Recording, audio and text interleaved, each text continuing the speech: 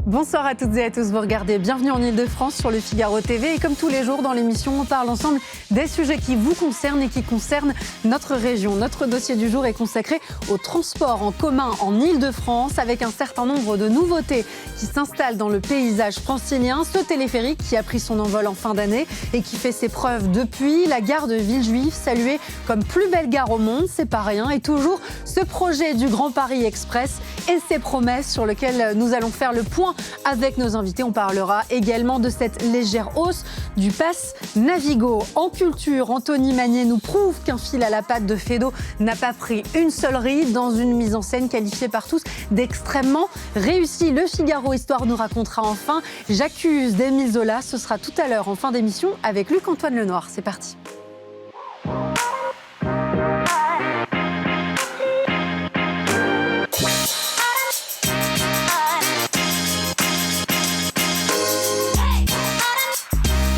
Début d'année 2026, nous avons jugé utile de faire un point sur nos transports en Ile-de-France afin d'évoquer la mise en route de projets comme le téléphérique urbain et celui de la gare de Villejuif, salué comme plus belle gare au monde en fin d'année dernière. L'occasion également de faire un point sur les avancées dans nos transports et notamment ce projet pharaonique du Grand Paris Express. On en parle avec nos invités autour de la table. Delphine Burkli, merci beaucoup d'être avec nous. Vous êtes administratrice Ile-de-France Mobilité, également maire du 9e arrondissement. Pierre Garzon, conseiller départemental pour le Val-de-Marne et maire PCF de Villejuif. Dominique Perrault, architecte de ce bijou, cette plus belle gare au monde à Villejuif. Vous allez nous parler évidemment de ce projet. Et François Delétraz, président de la FNOT, la Fédération nationale des usagers des transports. On va parler de ce travail pour améliorer toujours le maillage de nos transports qui continue en Ile-de-France. François Delétraz, est-ce qu'on peut peut-être commencer par dresser un bilan de l'année passée? Comment est la situation dans nos transports en Ile-de-France si on rétropédale un petit peu et qu'on arrive fin 2025? Alors, le seul moyen pour que les gens abandonnent leur voiture, c'est qu'il faut qu'il y ait de l'offre. Et l'Île-de-France est une des régions du monde où l'offre est quand même très, très, très importante. Et en parallèle à ça, il faut dire aussi que le pass Navigo, par rapport à l'offre qui est proposée, est un instrument qui est peu cher. Alors, ça nous paraît très cher, disons-le autrement, mais c'est beaucoup moins cher que, par exemple, dans des capitales comme New York, comme Londres, où, en effet, le prix des transports explose. Exactement. Alors, il peut paraître cher quand les gens font peu de parcours, 2-3 stations, ou même s'ils achètent un ticket à l'unité à 2,50, ça peut paraître cher. En revanche, à cause du dézonage, quelqu'un qui traverse l'Île-de-France, c'est quelque chose de très bon marché. Donc il y a une forme de péréquation entre ceux qui voyagent pas loin et ceux qui voyagent loin. Et c'est pour ça qu'on a un ressenti de la part des voyageurs qui trouvent que c'est cher. Parce que c'est sûr que quand ils font 3 stations de métro pour 2,50, ça leur paraît cher. Mais s'ils traversent toute l'Île-de-France, pour 2,50 €, c'est pas grand-chose. Vous avez raison de préciser ces distinctions qui nous permettent de mieux comprendre aussi la réalité de nos transports au quotidien. Delphine Burkli, si on devait noter un succès et puis un échec, en tout cas quelque chose qui reste à poursuivre. Alors peut-être pour rebondir sur ce que disait François, cette volonté aussi de mettre en place un bouclier tarifaire pour que ce pass Navigo et cette augmentation soient contenus, puisque nous sommes compté du 1er janvier 2026, donc il y a quelques jours, à 90,80 € pour un pass Navigo qui nous permet de rayonner en Ile-de-France, de prendre les aéroports aussi avec ce pass Navigo dédié.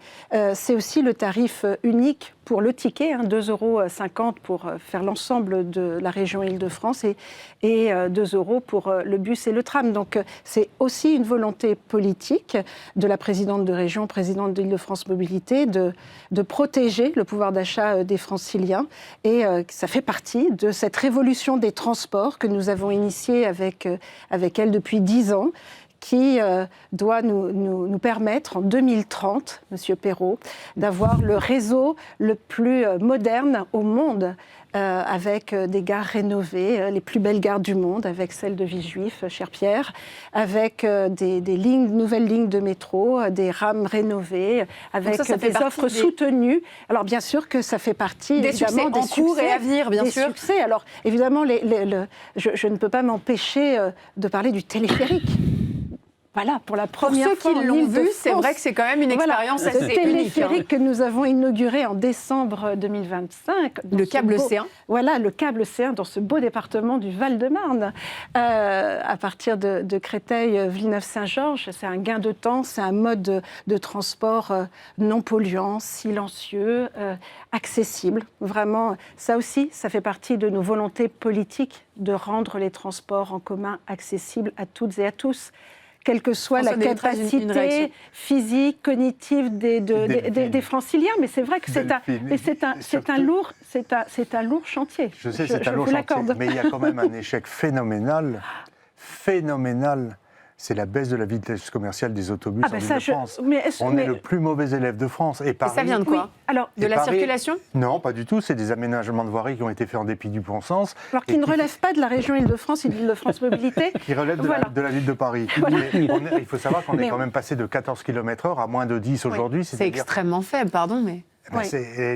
Et 5 km/h de moins sur une ligne de bus, c'est colossal. Et donc, on a une désaffectation. On a de moins en moins de passagers sur les bus parce que le bus marche mal. Et ça, c'est entièrement la faute des aménagements de voirie qui ont été faits en dépit du bon sens. Donc mal pensés. Mais François a raison, ces aménagements ont été faits contre le bus. Voilà, et il va falloir vraiment redresser le tir parce que c'est le mode de transport qui doit être accessible à tous, bien sûr. Dans une société... 3,5 millions de passagers par jour en Île-de-France. C'est énorme. Voilà. C'est énorme. Dans une ville de Paris qui est touchée par le défi du vieillissement, comme le reste de la France. J'aimerais qu'on donne la parole à Pierre Garzon sur ce téléphérique, ce câble C1 qui permet de relier Créteil à Villeneuve-Saint-Georges en 18 minutes au total. Ça a permis de désenclaver une partie du territoire, de permettre à des usagers de mettre beaucoup moins de temps pour se rendre d'un point A à un point B. Les effets se font déjà sentir. Vous avez des retours d'usagers? Bien sûr. D'abord, ce n'est pas un gadget. C'est un bel objet. C'est un objet dont je disais qu'il aura aussi une vocation touristique, un peu comme la gare de Villejuif, mais j'ai envie de dire les gares de la ligne 15 Sud qui ont une signature particulière d'architecte. Il n'y a pas que la plus belle gare du monde, il y a aussi d'autres très belles gares et qui viennent composer. Mais ce téléphérique, il est au-delà de l'objet. Il répond à un secteur qui était complètement enclavé par des objets industriels servant de la région parisienne, traitement des eaux, les lignes ferroviaires, les lignes autoroutières, et donc une incapacité à les franchir de façon classique. L'étirement du métro ne fonctionnait pas pour passer sous le réseau ferré, construire des ponts était insuffisant, construire des ponts mais sans laisser passer la voiture pour ne pas redonner plus encore qu'il n'y en avait déjà dans le secteur. On était ultra dépendant, quasiment exclusivement dépendant de la voiture, n'était pas non plus l'enjeu.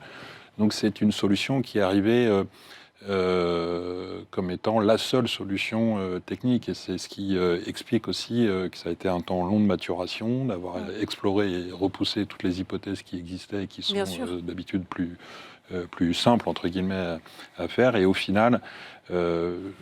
Delphine le disait à l'instant, je découvrais les chiffres, mais c'était 11 000 de mémoire que j'avais. Notre objectif était 11 000 voyages par jour et on est à 13 000. Et apparemment, on est à 13 000. Ça veut dire que c'est un succès. Et donc, c'est colossal, sachant qu'on est sur des secteurs dont la densité n'est pas la plus élevée du Val-de-Marne, mais où les besoins sont des travailleurs qui vont de l'autre côté de la région, sont des travailleurs pauvres en général, qui ont des métiers difficiles, où on démarre tôt le matin, où il fallait partir encore plus tôt pour aller à l'ouest. Ça peut changer la vie, 25 minutes change en moins de trajet tous les jours à l'aller ou au retour, c'est énorme. Bien sûr, évidemment, ça change la vie, ça change la situation sociale, parce que quand on prend sa voiture, parce qu'on travaille à l'autre bout, que le réseau des transports communs était inefficace, mais vous utilisez la voiture. La voiture, c'est extrêmement cher sur un pouvoir d'achat qui est déjà très affaibli, ça pollue. Donc tout ça est extrêmement vertueux et donc c'est une immense satisfaction de considérer que voilà, tous ces temps de réflexion et de décision politique, c'est des temps très longs les transports. Bien sûr. Le moment où on réfléchit le problème, mais c'est bien de le préciser, on est dans les années 2005. La longs, première fois que le sujet est évoqué d'imaginer ça s'appelait le métro-câble. Personne ne parlait de téléphérique, mais d'un métro-câble. Bon, on est en 2008. et on l'inaugure en 2025. Donc c'est des temps très longs. Et donc, peut-être que les prochains iront un peu plus vite.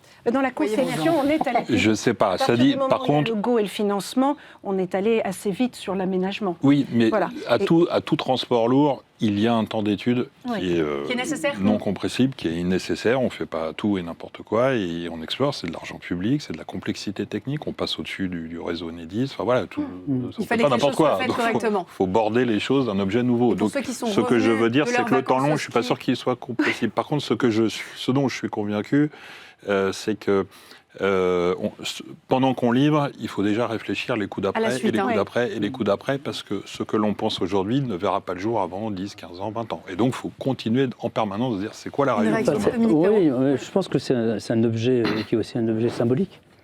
Parce que c'est un objet qui transforme notre carte mentale. C'est-à-dire que ce qui est... je ne sais pas si on a le meilleur réseau du monde, c'est pas sûr. D'ici 2030, oui. C'est pas sûr.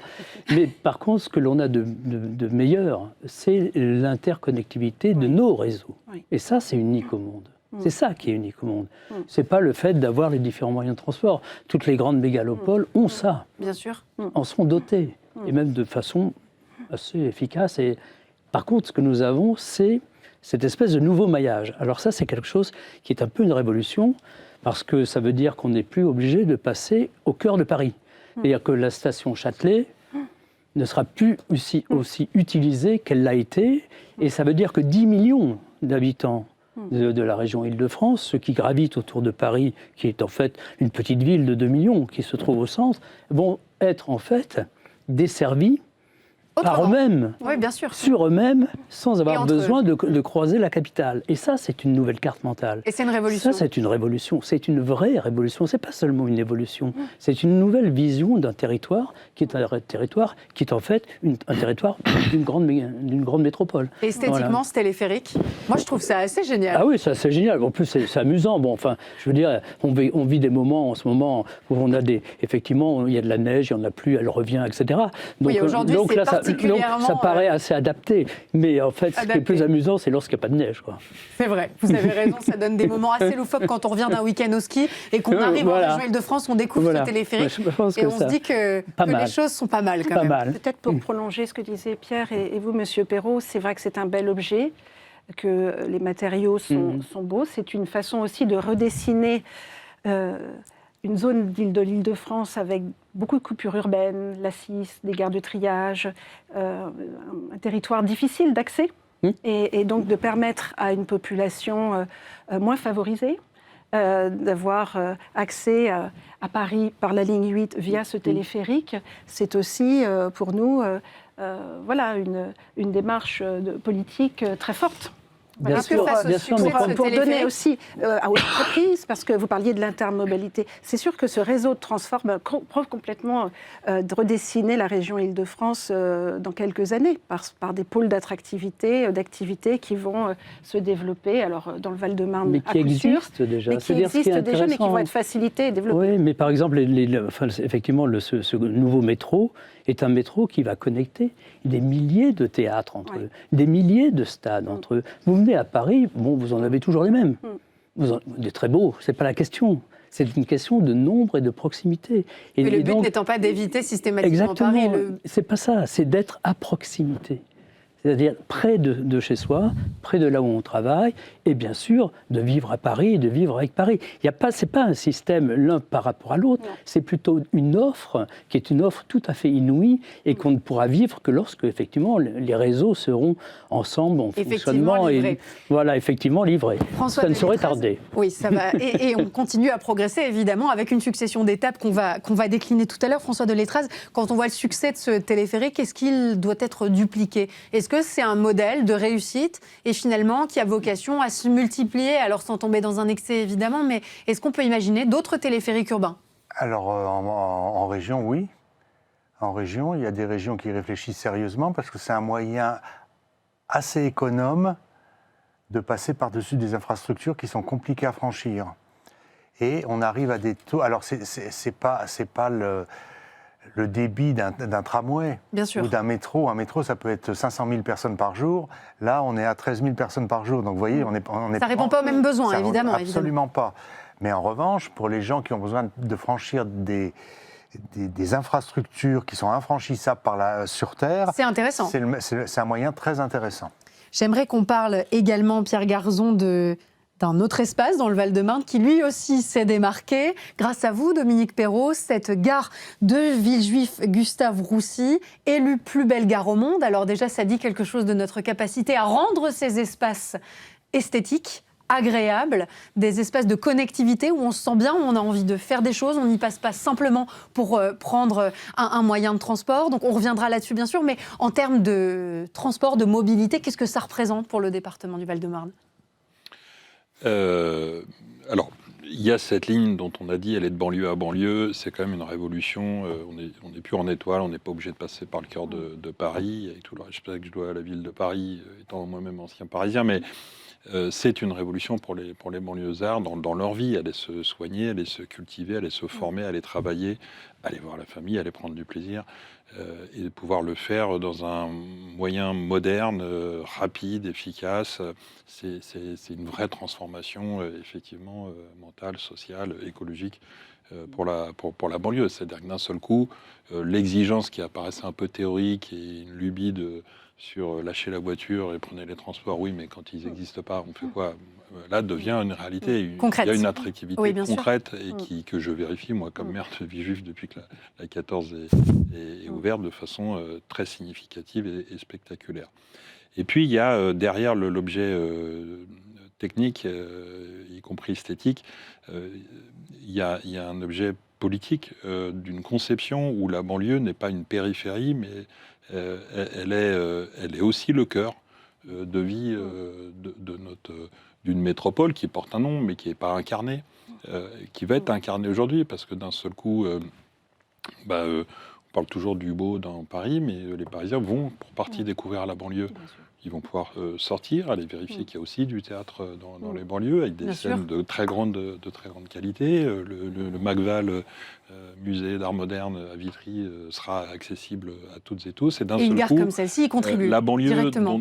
quand on en parle, et malheureusement des fois dans une actualité qui est toujours en sa défaveur, d'un seul coup devient l'objet qui accueille le métro le plus beau, le plus moderne, et qui est salué à l'échelle mondiale quand on parle de la gare Gustave-Roussy, Villejuif Gustave-Roussy. Donc, d'un seul coup, l'esthétique franchit l'enceinte parisienne.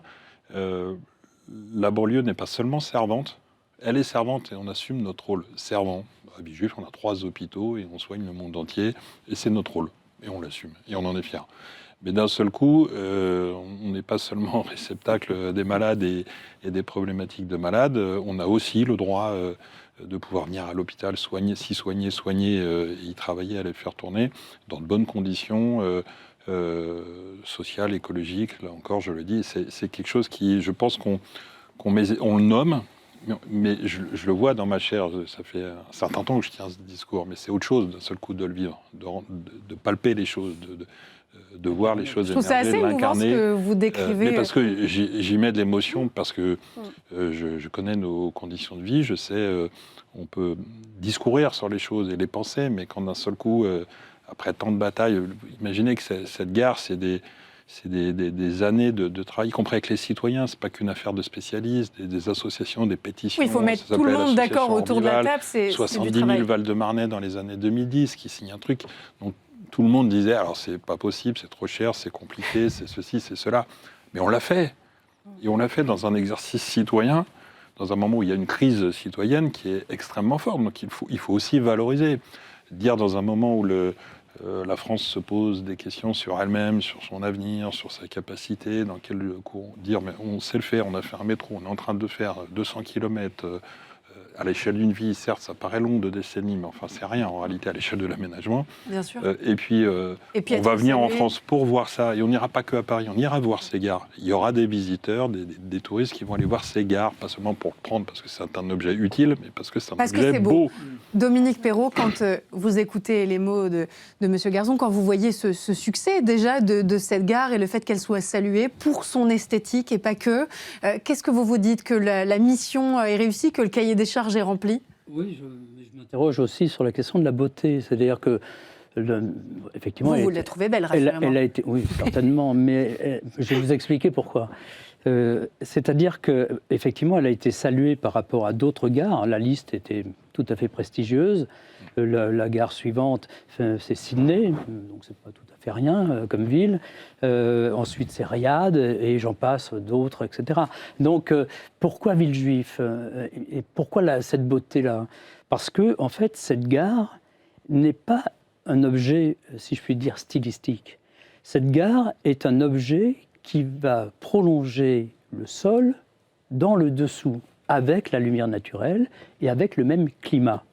Et c'est ça qui donne cette beauté à la gare. C'est-à-dire que vous êtes dans la ville, vous sortez de l'hôpital, vous descendez dans la gare, vous avez la lumière, vous descendez à 50 mètres de profondeur pour prendre votre métro, vous avez toujours la lumière et vous êtes accompagné. C'est-à-dire vous êtes accompagné sans rupture, vous n'êtes pas en train de passer dans un souterrain, etc. Vous êtes vraiment dans un espace public. Et c'est pour ça que cette beauté est une beauté, je dirais, d'intérêt général. Donc il n'y a plus cette rupture qu'on pouvait connaître entre nos déplacements sur Terre et sous Terre avec Exactement. le métro tel qu'on l'imagine. Ça, c'est un travail que je développe depuis des années. La Bibliothèque nationale en est un, d'ailleurs, puisque la Bibliothèque nationale, c'est quand même 200 000 mètres carrés incrustés dans le sol autour d'une forêt. C'est déjà un objet assez incroyable. Donc c'est un objet qui, en fait, est baigné de lumière naturelle et a cette relation avec l'extérieur, avec la nature, qui est tout à fait...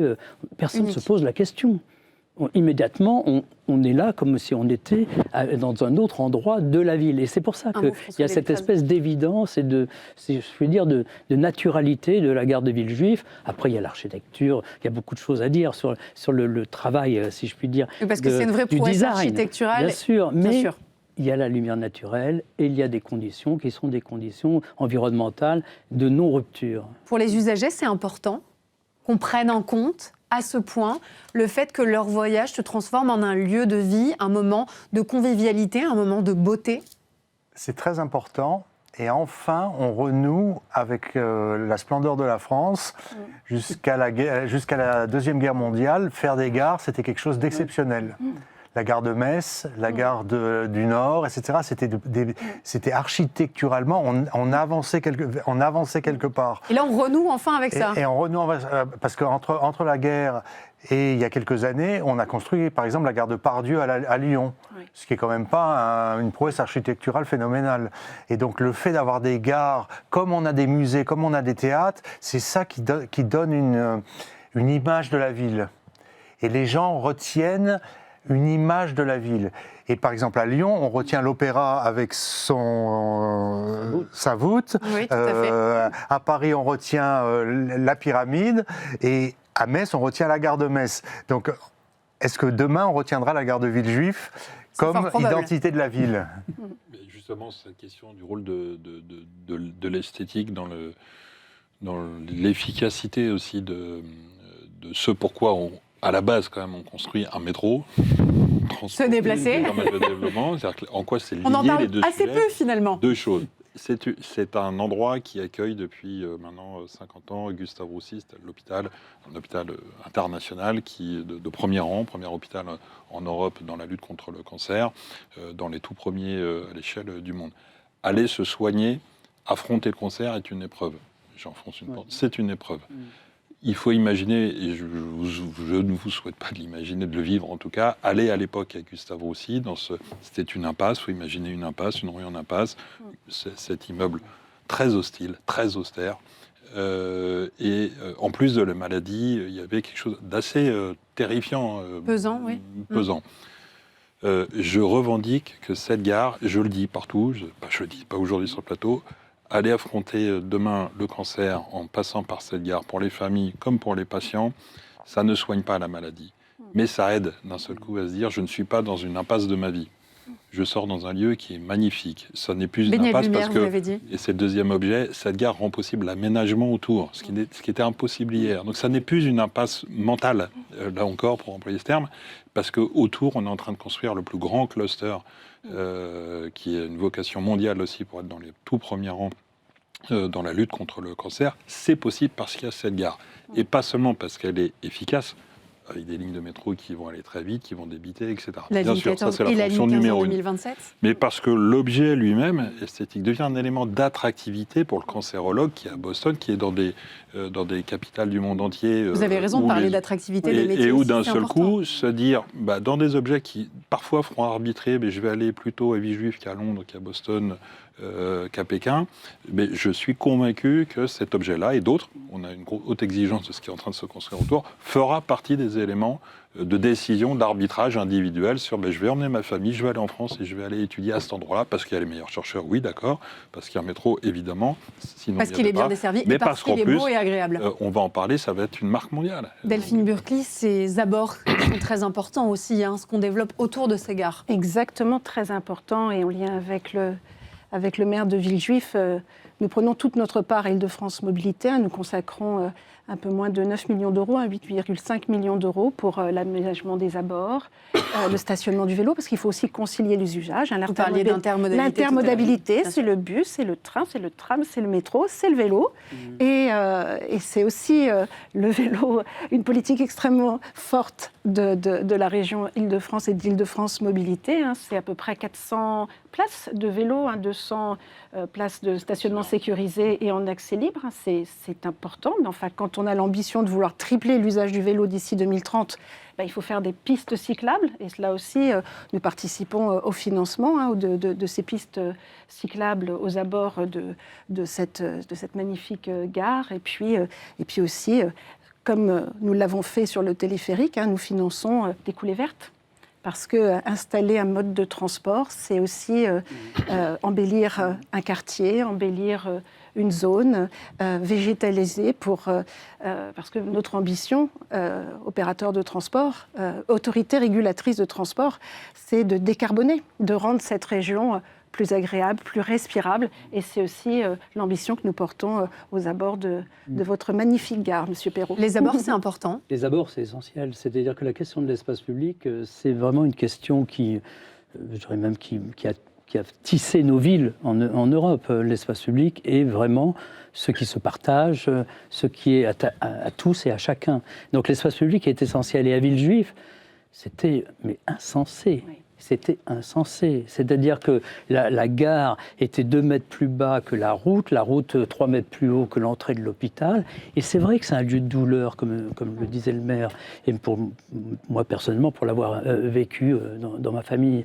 Donc c'était, lorsque j'ai pensé ce projet, j'ai pensé effectivement un lieu qui soit un lieu qui permette une forme d'apaisement, un lieu facile, un lieu...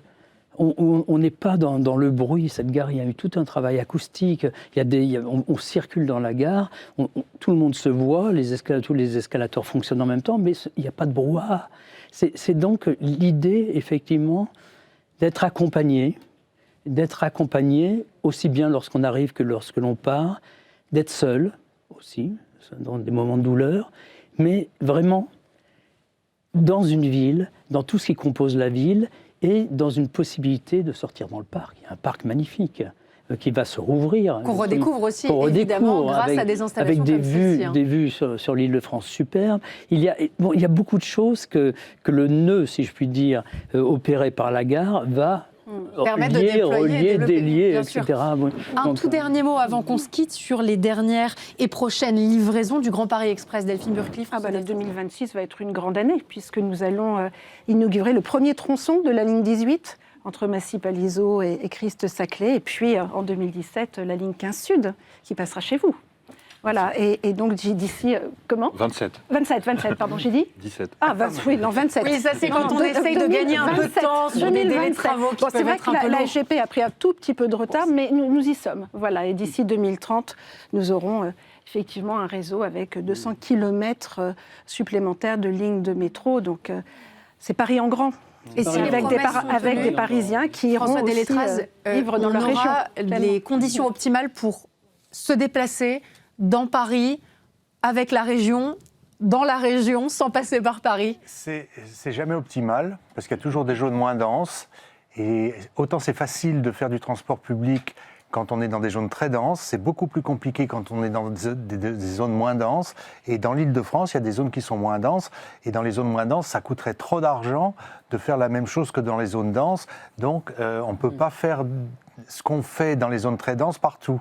Sinon, le pass Navigo, il sera à 200 €. Donc ça demande évidemment des aménagements. Mais le mot de la fin, très rapidement. C'est vrai ce que vous dites, mais je reviens à ce rhizome, à cette espèce de tissu racinaire de l'Île-de-France en termes de transport.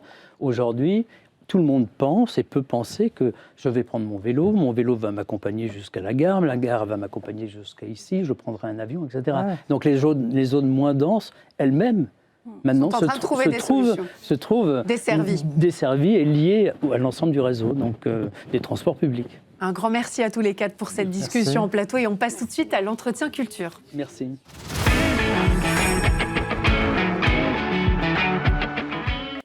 Un fil à la patte n'a pas pris une ride et la mise en scène d'Anthony Magnier sublime le texte incontournable de Georges Feydeau, un classique qui traite de nos peurs les plus terribles, de nos bassesses les plus abjectes et bien sûr de l'humour et du burlesque. Bref, tous les ingrédients d'un vaudeville réussi et savoureux. On en parle avec vous, Anthony Magnier, vous êtes le metteur en scène et je dois dire que j'ai beaucoup d'admiration pour vous parce que s'attaquer à Feydeau, c'est quand même quelque chose et puis derrière, il y a tout une partition qui est déjà créée, il y a énormément de pièces qui ont été pensées, repensées par des metteurs en scène talentueux. On a un peu les pétoches avant de se lancer. Alors on a un peu les pétoches avant de se lancer. Après, Feydeau est un tel horloger, un tel génie du comique, on est bien accompagné. Donc les pétoches, il faut bien le respecter. C'est comme surmonter du Mozart, faut respecter la mesure, faut respecter la partition et ça va pas tout seul, il faut aussi une belle équipe de comédiens autour, mais on est quand même très bien accompagné avec Feydeau. Donc ça veut dire conserver son héritage et puis derrière prendre un certain nombre de libertés pour construire une pièce unique, inédite, avec une mise en scène qui vous ressemble ? Oui, c'est ça. Feydeau, le fil à la patte, ça date de 1894, oui. Donc c'est il y a 130 ans, 131, et pourtant, ça n'a pas pris une ride, je le disais tout à l'heure, mais c'est vrai que c'est à l'époque, c'était joué un peu plus lentement. Oui. D'autres, c'était beaucoup plus long, c'était 3 heures, 3 heures et demie qu'on passait au théâtre.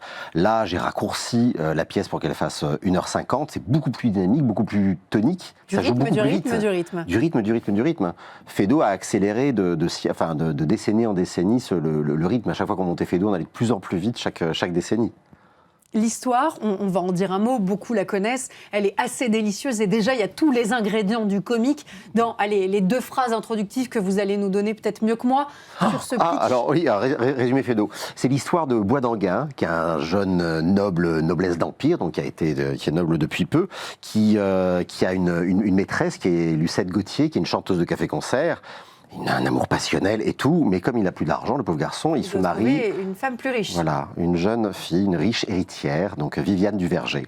Et son cœur, implique de se débarrasser de sa maîtresse. Se débarrasser de sa maîtresse, qui ne veut pas qu'on se débarrasse d'elle, donc qui est le fil à la patte. Et déjà, on sent le potentiel extrêmement comique, puisque tous les ingrédients sont là. On va s'enfoncer de mensonge en mensonge, de témoignages de lâcheté en lâcheté la plus féroce.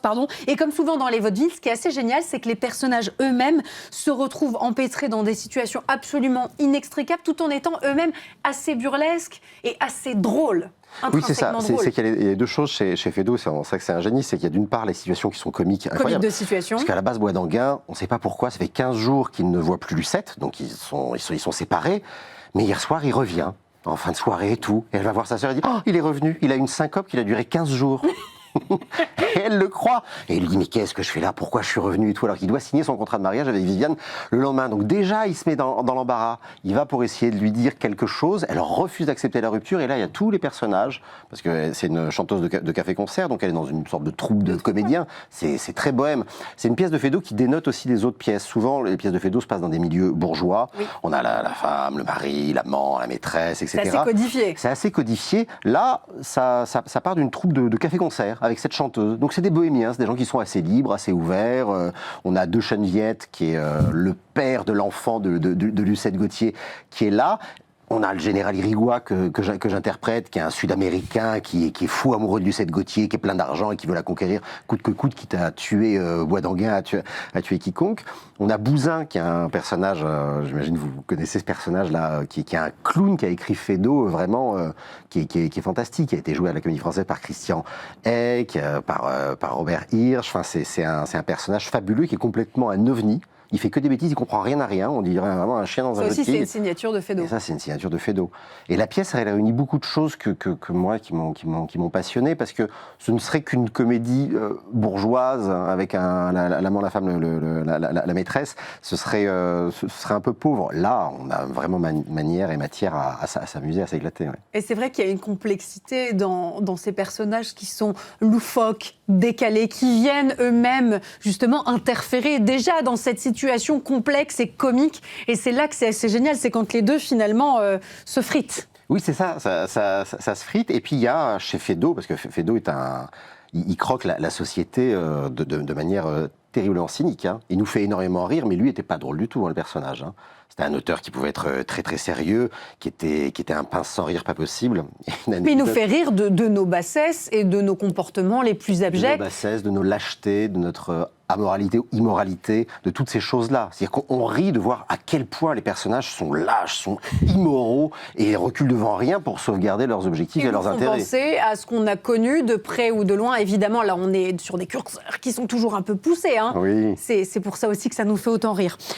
Dans ces codes du vaudeville, est-ce qu'il y en a que vous avez évincés? Vous vous êtes dit, bon, ça je garde, ça fait partie intrinsèquement de l'âme de Feydeau, je veux le garder, ça je vais prendre quelques distances. Comment est-ce que vous l'avez travaillé? Est-ce que vous êtes fait une feuille blanche, un trait, 2 cases, ça je garde, ça je jette?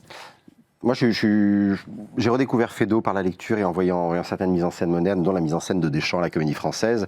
Et Feydeau, malheureusement, avait un côté un petit peu ringard. Il y a un peu les portes qui claquent, les guéridons avec les petits napperons. C'est ce que tout le monde dit. C'est ce que tout le monde dit, etc. Et je me suis dit, l'homme, mais la Feydeau, femme, l'amant, c'est ça. les portes qui claquent. Et les petits napperons sur les guéridons.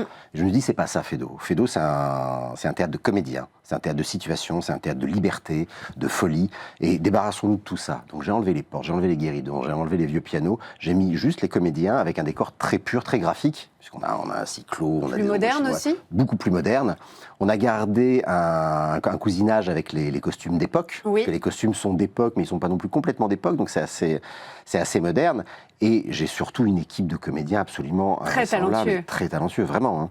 Et vous en avez besoin parce que chacun incarne, on le disait tout à l'heure, mais des archétypes, des personnages qui sont très burlesques, qui sont assez décalés. Enfin, il faut qu'on y croie, sinon ça ne fonctionne pas, quoi. La mayonnaise ne prend pas. Il faut qu'il y ait la sincérité pour qu'on y croie, et après, il faut la folie des comédiens. Et là, j'ai une troupe de fous. Vraiment, ils sont absolument Fou dans quel sens? Les deux, sens propre, sens figuré. Fou sur scène. Fou dans le sens talentueux et fou dans... Fou dans leur talent, fou dans leur liberté sur scène, fou dans ce qui va se passer. On joue ensemble, là, je sais pas, ça doit faire 300 fois qu'on joue le spectacle. À chaque fois, c'est tout. Et c'est un tel plaisir de jouer ensemble, de se retrouver et de se surprendre à chaque fois. Et je pense que le public sent aussi cette cohésion et cette, finalement cette alchimie qui prend entre les comédiens et qui oblige la salle à finalement se sentir aussi un petit peu partie prenante de ce qui se joue sur scène. On va regarder un extrait avec ensemble plaisir, et puis on se retrouve en plateau tout de suite.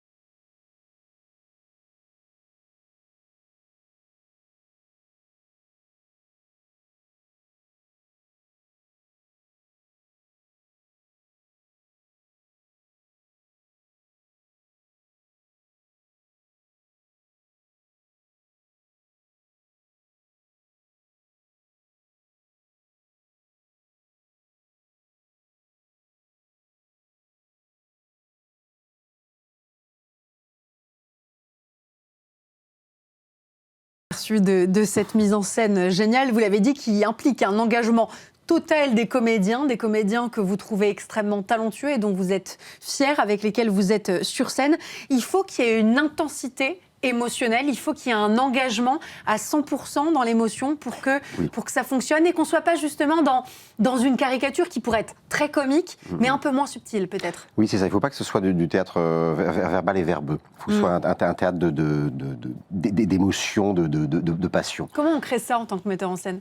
On essaie de communiquer. Déjà, on choisit bien les comédiens. Oui. C'est-à-dire Le cast doit être exceptionnel. etc. Et puis, il faut les amener à un endroit de paroxysme de jeu, presque paroxystique. Quand ça joue, il faut que ça déborde d'énergie, de vitalité. Je leur dis à chaque fois qu'on travaille une scène, sur les enjeux, tous les enjeux doivent être vitaux.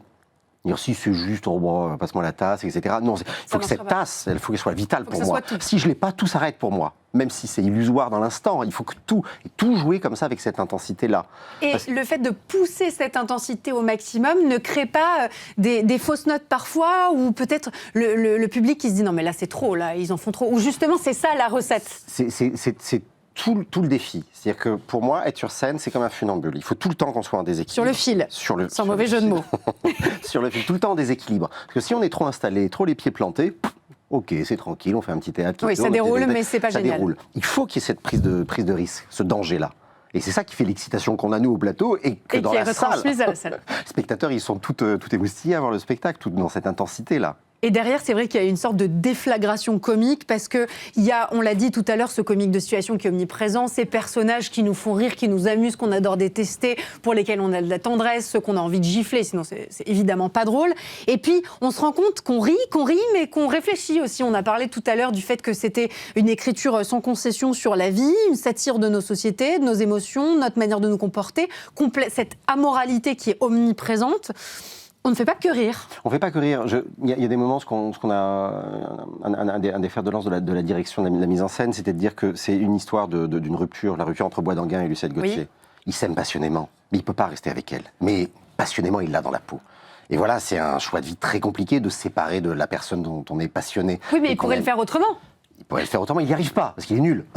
Il est menteur, il est lâche, il est nul. Mais il y a quand même cette chose-là. Donc il y a 3 scènes dans le spectacle où on a réellement ce qui se passe entre eux et on se dit « Oh, c'est pas si simple que ça. » Je touche du doigt cette relation unique et passionnelle. Merde, voilà, il faut que j'arrive à me séparer de l'autre, mais je n'y arrive pas, parce que je l'ai dans la peau. Est-ce que c'est aussi une manière de se décomplexer de nos bassesses et de nos comportements qui ne sont pas toujours les plus admirables en société, de se dire « Bon, bah oui, en fait, je ne suis qu'un être humain et je suis capable, avec les meilleures intentions du monde, de me comporter comme ci, de me comporter comme ça. » De se décomplexer, je ne sais pas, mais en tout cas d'être un petit peu indulgent avec soi-même. On essaie de faire au mieux, on essaie d'être parfait, mais la perfection est difficile parfois à atteindre. Donc se dire, allez, on fait ce qu'on peut, parfois. Et c'est déjà pas mal de tendre vers ça.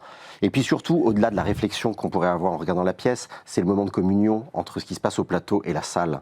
Et là, on sent, dans ces temps qui peuvent être des fois un petit peu compliqués, on en a besoin de cette connexion, de ce partage. De se dire, on n'est pas un meeting politique, on n'est pas un match sportif où on doit être pour ou telle équipe. On est ensemble, à rire, à réfléchir, à s'amuser, à sortir en disant « Waouh, ça m'a regonflé pour 2-3 semaines. » Ouais, j'ai passé un bon moment de communion, de partage et de culture autour d'une pièce qui est intrinsèquement intemporelle, peut-être plus que moderne ou contemporaine.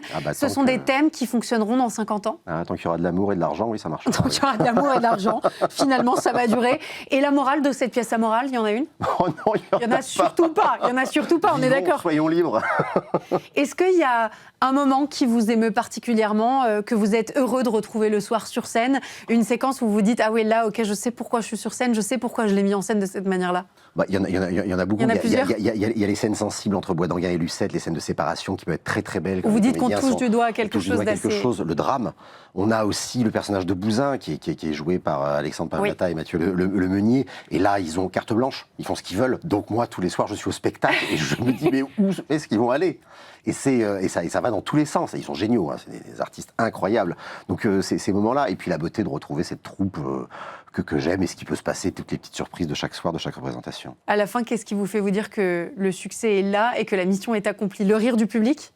Ah oui, de les sentir rire pendant 1h50, ils rient toutes les 15 secondes. Ça rit, ils se lèvent. Enfin, c'est fou. Et de sentir cette ferveur dans la salle, c'est ça. C'est pour ça qu'on est là. Vous nous rappelez les représentations d'un fil à la patte? Oui, tout à fait. C'est du jeudi au dimanche à partir du 15 janvier au Théâtre Le Ranelagh. On joue à 20h45 du jeudi, vendredi, samedi et à 17h le dimanche. Vous êtes fatigué?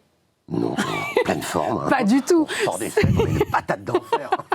C'était Anthony Magnier dans cette mise en scène géniale d'un fil à la patte au Théâtre du Ranelagh. Merci beaucoup d'être venu nous en parler sur le plateau de Bienvenue en Ile-de-France et à très bientôt. On passe tout de suite au Figaro Histoire nous raconte.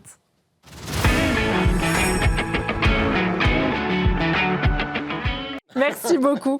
On va vous parler d'histoire et d'une page importante de notre histoire de France avec Luc-Antoine Lenoir. Merci beaucoup d'être avec nous, Luc-Antoine. Vous avez choisi de nous parler de J'accuse d'Émile Zola. Oui, alors du coup, parce que c'est vrai que c'était il y a quelques années, mais un 13 janvier, au Petit Matin, un journal qui était tout jeune, qui avait été créé l'année précédente, en 1897, est jeté sur toutes les tables, c'est l'Aurore, et en une sur toute la largeur de la page, en gros titre, ce titre immense martelé comme une sorte de sommation, J'accuse. C'est pas un éditorial, c'est pas vraiment une enquête, c'est une adresse directe, nominale, frontale à l'État et à la tête de l'État. Et son auteur, c'est Émile Zola, qui est déjà à l'époque un grand romancier très célébré, très installé, et qui ce jour-là va choisir de tout risquer. Est-ce qu'on sait qui parle exactement à ce moment-là? Est-ce que c'est l'écrivain? Est-ce que c'est le citoyen? Est-ce que c'est un justicier, un peu Robin des Bois? C'est un petit peu tout ça. Il prend la parole parce que il veut pas faire un espèce d'esclandre pour rien. Il l'accuse d'ailleurs pas dans le vide. Il écrit lettre au président de la République. Oui, c'est très clair. Hein. Donc voilà, ce président de la République, c'est à l'époque, c'est Félix Faure. Et en fait, l'objectif de Zola dans J'accuse, c'est de réveiller l'État à un moment donné où l'institution essaye d'en finir une fois pour toutes avec l'affaire.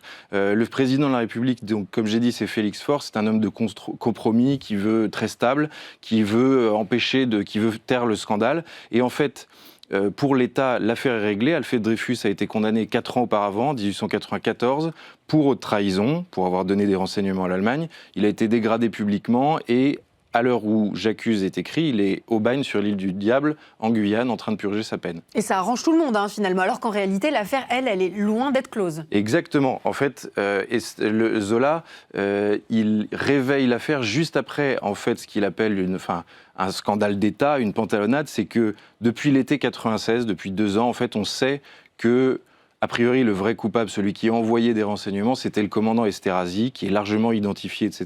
Est-ce que l'armée le sait? L'armée le sait parfaitement, puisque c'est venu de Picard, qui est un autre officier qui est tombé sur ces preuves. Donc l'armée sait, elle a choisi de se taire. Et certains, qui ne représentent pas forcément toute l'institution, ont truqué, ont falsifié, ont fait des preuves pour que devant le scandale, on puisse blanchir l'armée. Donc en fait, ce qui s'est passé juste avant J'accuse, quelques semaines avant, c'est que ce commandant Esterhazy, le vrai coupable a priori, est passé devant un conseil de guerre et a été acquitté.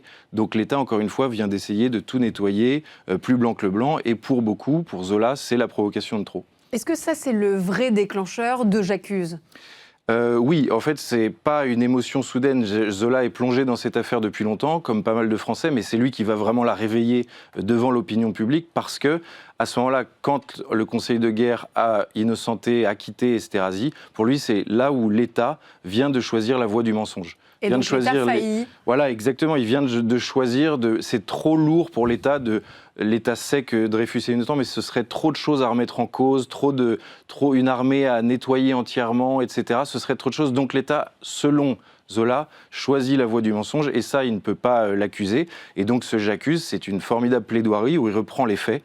Il observe tout, il accuse nommément des officiers, des magistrats, etc. Il redonne les responsabilités à chacun, en fait. C'est intéressant que vous parliez de plaidoirie, puisque je fais une petite digression, mais si on regarde la forme, c'est vrai qu'on est clairement dans un exercice de style. Hein. Ah oui, complètement. C'est-à-dire que d'abord, Zola, il a été journaliste, oui. Il est devenu romancier, il est très connu, et ses romans, on sait, c'est pas tellement le romantisme que l'observation sociale, les faits, les documents qui parfois lui servent à écrire, etc. Donc, et là, il met tout son talent en musique voilà, pour répondre J'accuse. Voilà, il reprend toute cette méthode littéraire et c'est lui qui est quand même le père des Rougon-Macquart, etc. Donc il croit aux faits, à l'observation de la société, aux responsabilités des uns et des autres. Et puis, il est célèbre, il est impossible à ignorer. Il sait qu'en signant cette tribune, et en plus avec ce grand titre, un petit peu nouveau, un petit peu audacieux, même dans sa forme pour l'époque, il sait que ça va faire du bruit. Derrière lui, le directeur de la rédaction de l'Aurore, c'est un jeune Georges Clemenceau, qui est déjà un stratège politique et qui sait pertinemment que le geste va être très fort, quoi. Donc on est d'accord qu'à ce moment-là, il sait qu'il va trop loin, enfin que ça va faire du bruit, qu'on va parler de lui, pour les raisons que vous venez de nous nommer. Ah oui, bien sûr, bien sûr. Il n'y a pas de doute là-dessus. Hein. Non, bien sûr, parce qu'en fait, ils savent très bien qu'en accusant nommément certains, ils se mettent sous le coup de la liberté de la loi sur la liberté de la presse, la fameuse loi de 1881, et c'est exactement ce qui va se passer. Le ministre de la Guerre finit par déposer plainte pour diffamation. D'accord. Il y a tout de suite, un mois après, un procès devant la cour d'assises de la Seine, en février, donc 1898, et c'est là où c'est le second coup de génie après la tribune, c'est que il y avait cette accusation et puis ce procès. L'État voulait que ce soit un procès sur la liberté d'expression, que Zola prenne un petit peu pour tous ceux qui voudraient risquer de faire pareil. Et en fait, non, c'est Zola et Clémenceau qui gagnent à nouveau. Ça devient un procès politique où on parle beaucoup de l'affaire Dreyfus, où des dizaines de témoins parlent de Dreyfus, parlent des preuves, parlent de toute autre chose que la tribune et la liberté de la presse. Donc ce qui permet de remettre la lumière sur les différents éléments de l'enquête autour de l'affaire Dreyfus. Exactement. Le scandale devient vraiment... terrible et l'État s'est engouffré malgré lui dedans à cause de la nouvelle puissance de la presse aussi. Donc Zola est certes condamné à 1 an de prison, mais quand même. Il a 3 000 francs d'amende, il prend la peine maximale en fait dans ce genre de cas. Il va choisir l'exil, non ? Voilà, il part à Londres parce que donc son procès est annulé, puis il a un pourvoi en cassation, etc. Mais il part à Londres pour continuer d'écrire et le temps que la peine soit purgée. Et aussi, il attend en fait l'année suivante, quand on sait que Dreyfus va finir parce que les procureurs ont quand même dû faire leur travail, par être rejugé à Rennes par un nouveau tribunal, par une nouvelle cour, une condamnation nouvelle pour Dreyfus, mais qui cette fois, donc encore une fois une hypocrisie, mais qui cette fois sera suivie d'une grâce présidentielle immédiate. Donc déjà un premier début de victoire. Grâce à Émile Zola. Oui, c'est clairement, ça fait partie c'est vraiment un des éléments qui a forcé l'État à se remettre en question. Encore une fois, l'opinion publique, c'est la première fois qu'elle a été vraiment rebattue. Et c'est important de dire que quand J'accuse est publié, la presse est très très largement anti-Dreyfusarde plutôt. Il y a eu des études qui ont été faites sur les titres, sur les textes, etc. On estime qu'environ 90% des titres de presse étaient plutôt contre Dreyfus. Parce qu'antisémite ? Il y avait beaucoup il y avait un antisémitisme parfois assumé, etc. Et puis il y avait aussi beaucoup de paresse, parce que c'était, comme je disais, c'était un procès qui avait déjà quelques années. C'était un dossier compliqué. Voilà, c'était un dossier compliqué. Le présenter à des lecteurs, c'est pas toujours évident. Donc le risque éditorial ne vaut pas la chandelle, etc. Donc beaucoup de gens l'ont pas pris. Le Figaro, puisque ça nous intéresse quand même. Exactement. Il y a dans tout ce concert hostile de la presse, pour soutenir le J'accuse et les papiers qui vont suivre dans l'Aurore, il y a quand même un grand quotidien qui va faire le choix, c'est Le Figaro, de devenir Dreyfusard. C'est un quotidien très conservateur déjà à l'époque, mais qui est soucieux de respectabilité, mais les preuves sont trop fortes. La liberté de pouvoir dire ce qu'on veut est trop importante, donc on soutient Zola et puis la cause du capitaine Dreyfus en général. Ce qui va coûter quelques lecteurs au Figaro d'ailleurs, donc c'était un acte courageux. Ah oui, à l'époque, oui, bien sûr, c'était pas. Et d'ailleurs, pour la petite histoire, l'Aurore est un journal qui est mort en 1914, qui a été ressuscité en 1944 et qui a fini par appartenir au groupe Figaro et être uni à lui. Donc voilà, le groupe Figaro est un petit peu l'héritier quand même de ce journal et de cette tribune J'accuse de Zola. Et vous le racontez très bien dans un épisode de ce hors-série sur le bicentenaire du Figaro. Qu'est-ce qu'il faut retenir de cette tribune plus d'un siècle après ? Eh bien, en fait, finalement, que la presse a renversé l'opinion publique et a su contraindre l'État à ses propres, à assumer ses propres responsabilités, à revenir sur le jugement, à faire preuve, à faire une sorte de mea culpa institutionnel, puisque c'est tout un système qui était dressé contre Dreyfus. Et c'est à partir de là qu'on appellera la presse vraiment très souvent le 4e pouvoir. C'est vraiment là que... Donc il y a une forme de prise de pouvoir aussi de la presse à ce moment-là ? Bien sûr, exactement. C'est parce que la presse était très importante depuis des décennies. En termes aussi d'intellectuels engagés, on peut remonter à Voltaire et bien avant. Mais à ce moment-là, ça se cristallise. Le débat public, il n'appartient plus aux institutions, il appartient à la presse, et un article peut à lui seul faire trembler la République. Est-ce que depuis, il y a eu d'autres faits d'armes comme celui-là, où vraiment ça reste quand même le symbole ? Ah, c'est le grand symbole. Oui, c'est difficile de rivaliser avec J'accuse d'Émile Zola. Hein. Oui, il y en aura peut-être prochainement d'autres, je ne sais pas. Il faut un scandale à la hauteur de l'affaire Dreyfus. Bien sûr. Merci beaucoup de nous avoir rappelé et cette affaire Dreyfus, ce scandale évidemment politique, et puis ce texte magnifique d'Émile Zola, cette lettre J'accuse, dans ce contexte historique qu'on connaît. Merci beaucoup Luc-Antoine Lenoir d'avoir été parmi nous. Demain, dans Bienvenue en Ile-de-France, vous retrouvez Vincent Roux avant ce grand moment au Grand Palais pour les 200 ans du Figaro. J'aurai le plaisir de vous retrouver là-bas en direct pour des éditions spéciales. On vous promet une grande déambulation dans le Grand Palais à la découverte de cette exposition géniale. On vous souhaite une excellente soirée en attendant et je vous dis à mercredi.